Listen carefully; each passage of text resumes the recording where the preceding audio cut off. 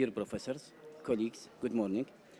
My lecture today is about a small study that's ongoing in Ibn Haytham Eye Teaching Hospital about the use of topical Losartan potassium chloride on visually significant acquired fibrotic corneal haze.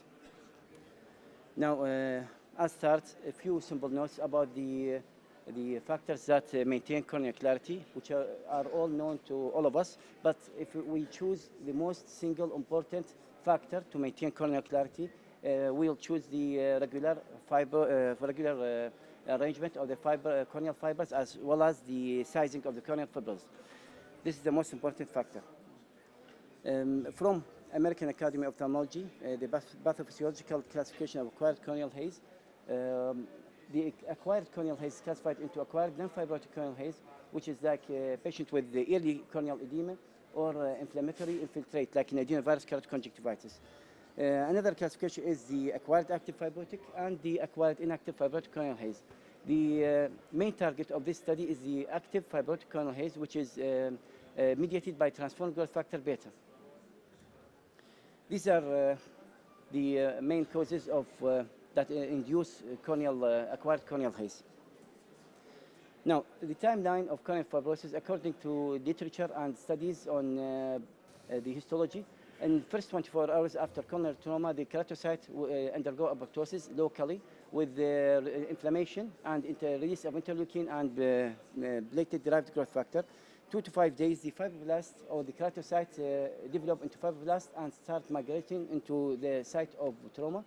At this time, the transformed growth factor beta starts to increase in concentration, which is released from many sites: the tear film, the epithelium, the keratocyte itself, and also from the, if there is damage in the endothelium, the aqueous humor contain also the transformed growth factor beta. At 2 to 5 days, the fibroblast is still not developing into myofibroblast. 5 to 7 days, the concentration of the transformed growth factor is strong enough to allow the transformation of fibroblasts into myofibroblast and differentiation. A myofibroblast will express smooth alpha-smooth muscle actin, and these will start to develop or release extracellular matrix, collagen type 1, type 3 in irregular form, and inducing corneal haze. So the peak onset of corneal haze is 2 to 4 weeks after trauma. And these are the sources of transformed growth factor beta in the cornea, from the corneal epithelium, from the tear film, from inflammatory cells, the aqueous humor, and the activated keratocytes themselves. They start to release autogenous or endocrine circle. This is a summation of the effect of transformed growth factor on the corneal healing process. So now, why Losartan? Losartan target directly, it is an angiotensin II converting a type 1 receptor blocker. So it directly blocks the transforming growth factor beta signaling, and also the SMAD, which are the carriers for transforming growth factor in the keratocyte. So it reduces the myofibroblast activity and density and induce apoptosis, cell apoptosis, and improve corneal transparency by it indirectly upregulate the matrix metalloproteinases, the 1 and 3rd and the 9, which will enhance the natural healing process of the cornea to clarify the ongoing or already represented fibrosis. Now, study design is prospective, interventional, and is pilot study, single arm, non-randomized. Till now, the population included in the study 23 patients, some of them 2 eyes, some of them 1 eye, if it's more, and still ongoing. Treatment protocol, topical Losartan drops was prepared under sterile conditions using water for injection, 10 cc, and 8 milligram of Losartan potassium chloride, which is shown in this bottle. This is the bottle I used.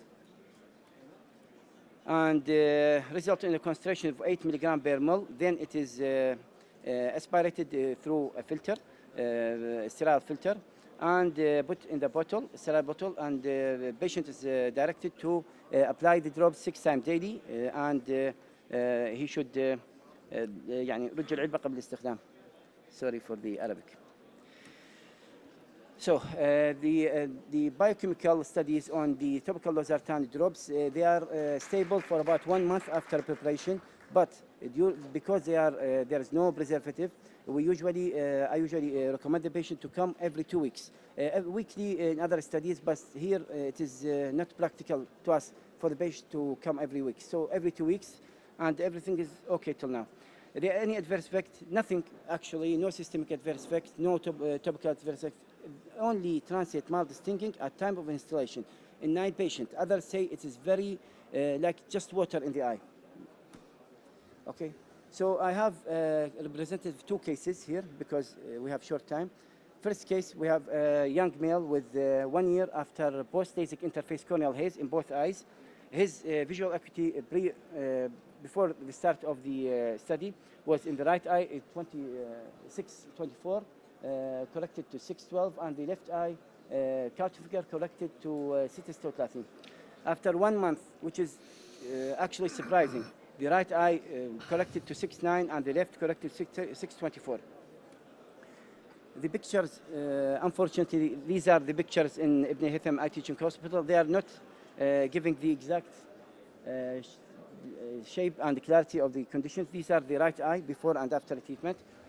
This is the right eye details of the topography. Maybe the details are not very clear to you, but the K readings, there is minimal change in the K readings. The only change here, significant change, is the corneal stromal thickness, which increased by 10 micrometer. The cylinder also declined from 0.8 almost to 0.3. Same axis. This is the case, also the right eye, anterior segment OCT. The hyperreflectivity is a bit changed, reduced, but still almost the same details. This is his left eye, which is the one with the most severe interface haze. This is his OCT. Also, the reflective color of the corneal Zaid, scar 1 minute is left, please. 1 minute. This topography. In this topography of the left eye, the cylinder induced by this actually increased from 1.2 to 1.75 in a different axis, but it doesn't affect vision poorly. In fact, the reduction in corneal haze improved the final visual acuity. And patient is very happy actually with the result. Dr. Zaid, 1 minute. Now, the second case is post-infectious keratitis, corneal haze. This is an 11-year-old male, right eye affected. The infectious keratitis you was have 2 months less than half after of he it. presented us 2 months after Do you hear me, the Dr. Zaid? onset of his keratitis, and there was no ongoing inflammation yet. So his visual acuity 618 not corrected. After 2 months, it becomes 6 uncorrected. But still, there is this picture is more. This is before and this is after treatment. I don't have his topography because he wasn't very cooperative with topo. And the topo itself, yes, I'm finished. This is last time. You see the glistening is changed. So conclusion, it is early to conclude about this study because it's only 2 months conclude yet. We are designing the study for about 6 months or more. Okay. So, and the patient is narrow, but we can say the cornea represents transformative factor driven by flash differentiation.